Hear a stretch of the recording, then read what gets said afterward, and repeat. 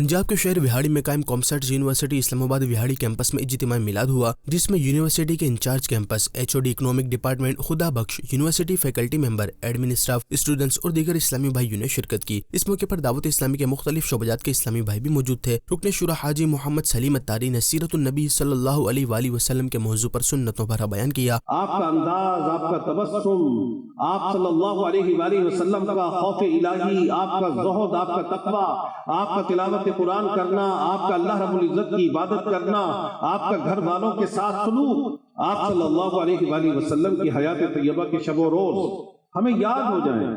आखिर में रुकन शुरा हाजी मोहम्मद सलीम अत्तारी को यूनिवर्सिटी की जानिब से यादगार शील्ड भी पेश की गई। मौलाना सलीम अत्तारी साहब ने जो बयान किया है तो उसमें स्टूडेंट्स को भी सीखने का मौका मिला है और टीचर्स जो हैं उनको भी हमें सीखना। Thank you. और नबी मुकर्रम सल्लल्लाहु अलैहि वसल्लम के फरामीन की रोशनी में बच्चों की, असातिज़ा की और दीगर जो यहाँ पे स्टाफ है उनकी तरबियत फरमाइए। अल्लाह ताला उनको जज़ाए खैर अता फरमाए। सलीम अत्तारी साहब ने जो बयान दिया है बड़ा दिल खुश हो गया है और बहुत सारी ऐसी चीज़ें जो नबी करीम सल्लल्लाहु अलैहि वसल्लम की सीरत तैयबा से मुतल्लिक़ थी जो शायद हमें पहले नहीं पता थी, कुरान और हदीस की रोशनी में उनको बयान किया उन्होंने।